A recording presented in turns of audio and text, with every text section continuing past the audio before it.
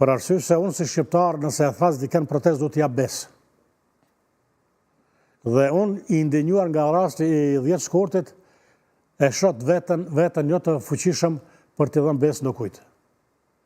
Por nëse mua ndokosh më thret, si që më therën të rinjtë para 2 vitesh për bojkoto marketet, unë ju bashkan gjitha atyre dhe bëm goqon një punë që nuk ishte punë e keqe, ishte punë e mirë, por ndoshta ka qëndash të qëndrojmë edhe pak.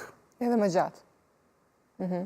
Dhe tani, e mendon se është e arsyeshme të organizohet diçka e tillë, një thirrje apo... Nuk kam kontakt me atë çat, me të organizat, nuk di, por shpresoj që ata sa të pushojnë pak do të shfaqen prapë në sqen.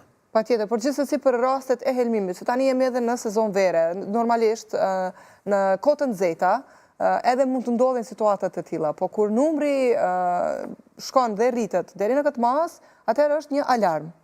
Shiqoni, Instituti Kombëtar i Shëndetësisë Publike më parë ka qenë shumë aktiv dhe në ka dhënë paralajmërime. Po. Si organizat konsumatori, ne i kemi shfrytzuar ato paralajmërime dhe i kemi shpërndar.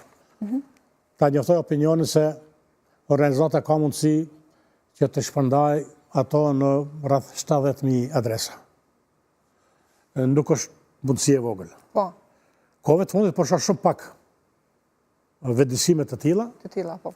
Nuk i di pse, por ja që ndodhi kjo që po shpresoj do të na vendisoj të gjithëve.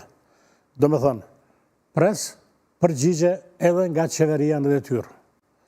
Pres përgjigje edhe nga mbinti në detyrë.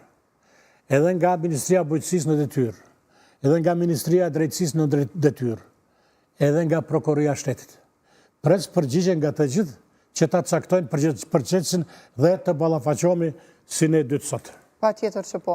Çfarë kishe dashur me u thënë konsumatorëve në këtë rast, të cilët gjithë secilët jemi edhe unë e ti konsumatora. Faleminderit. Lutem. Unë i këshilloj edhe i lus, ju përgjerohem, aman mos i besoni as kujt më shumë se vetës. S'ka arsye, s'ka logjik. Pse ne ti besojmë dikujt më shumë se vetës? Mos blejme, mos të konsumojmë asgjë nëse nuk e njohim produktin. Kemi vendosur me blejmë, mos ta blejmë, mos ta konsumojmë pa lexuar deklaracionin. Do të thonë, nëse s'ka deklaracion, në veçanti kur kemi të bëjmë me mishin e bluar. Ne kemi vjam të bluar në përmarkete, nuk kemi mish të bluar. Mos e bleni për shembull mishin e bardhë, peshkut ose të punës, nëse ai nuk shifet nga bora ose nga akulli. Kemi edhe ambalazhe të cilat e fshejnë produktin brenda. Si more mund ta blejmë në një produkt pa pa? Përpara, ne edhe shtofin, edhe mishin edhe çdo gjë kafshë kur e blenim, ne preknim me gishta. E kemi pas gishtërin detektor. Neve sot nuk na jepet mundësia që ta detektojmë artikullin, në rastin konkret ushqimin.